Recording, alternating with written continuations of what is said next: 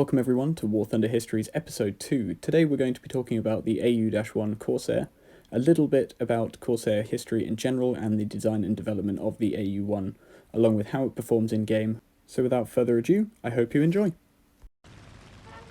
The first Corsair flew on the 29th of May 1940 under the designation of XF4U-1. On the 1st of October 1940, the XF4U-1 became the first single-engine US fighter to fly faster than 400 miles per hour, and in full-power dive testing achieved speeds up to 550 miles per hour, but not without damage to control surfaces and in one case an engine failure. The US Navy began trials of the Corsair in February of 1941, when it entered service in July of 1942 under the designation F4U-1 aboard US aircraft carriers. The F4U incorporated the largest engine available at the time, the 18-cylinder Pratt & Whitney R2800 double wasp radial engine, producing around 2,000 horsepower. To extract as much power as possible, a 13-foot 4-inch 3-bladed propeller was installed, compared with other aircraft such as the Bf-109, which had a 9-foot 10-inch 3-bladed propeller. Later variants of Corsair would incorporate upgrades to the R2800 engine along with adding a 4-bladed propeller. Originally, the F4U-1 was armed with 650 caliber machine guns, 3 in each wing, with later variants such as the F4U-1C being armed with 4 20mm cannons. Other variants such as the 1D being able to carry external munitions on hardpoints and underwing pylons. Corsairs served primarily through World War II and the Korean War with the United States Navy and the United States Marine Corps. With over 12,500 Corsairs being produced between 1942 and 1953, operated by 12 different nations, the last Corsairs were retired with the Honduran Air Force in 1979, 7 years after the F-15 Eagle entered production. The AU-1 was one of the final variants of Corsair to be built in the United States. Originally designated as the XF4U-6, it was designed for and operated by the United States Marine Corps as an attack aircraft. The Marine Corps received the last AU-1s in 1952, which was around 2 years after the Korean War had initially begun. It was powered by the R2800-83W engine, producing around 2,300 horsepower, which was slightly less than the previous Dash 5 due to the AU-1 having increased armour and additional munitions pylons, along with also retaining the 4 wing-mounted 20mm cannons as seen on the Dash 5. Advantages of using the AU-1 during the Korean War were that it could operate from shorter runways, along with also having much longer range, when compared to newer jet aircraft such as the F-86 Sabre and F-9F Panther. In addition, due to the aircraft being of older technology compared with the jet age, if one was forced to make an emergency landing or crash in North Korea, the loss of modern and secret technologies were not at risk. Unfortunately, the AU-1's service life was cut short in 1953 when all US-operated Corsairs were retired and sold in favour of advancing jet technology. 69 of the AU-1s were sold to the French Navy following the end of the Korean War and their retirement from US service. The AU-1 also assisted in the development of the F4U-7, which was built specifically for the French Navy under their own requirements. If you are ever given the opportunity to go and see Corsairs flying in real life, I highly recommend you do.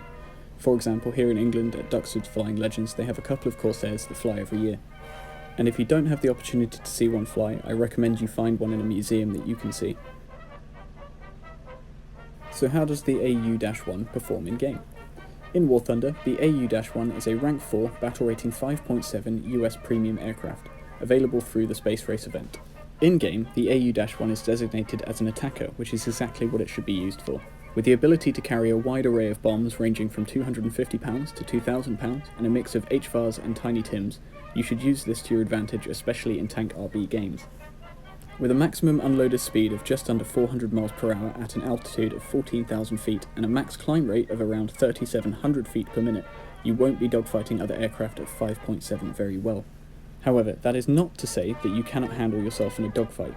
If you do find yourself one-on-one with another aircraft, you should dump all of your remaining munitions and use any altitude you have as energy to try and get to another friendly aircraft.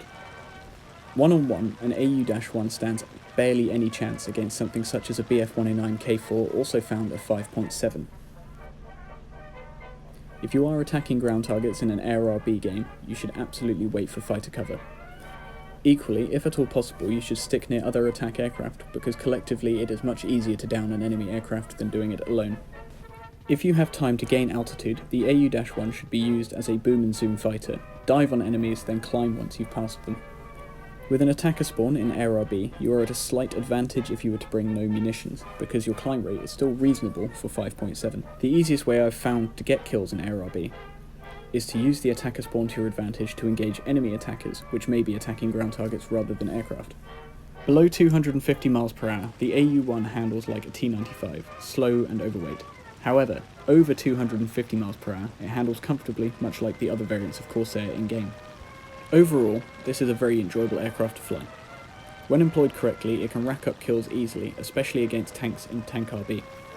I personally recommend bringing the 10 250-pound bombs along with the two 1600-pound bombs and the 2000-pound bomb. Unfortunately, at the making of this video, the 1600-pound bombs are not modelled correctly, and are in fact modelled after the 1000-pound bombs already in game. In fact, they are exactly the same statistically, however, they do look slightly different.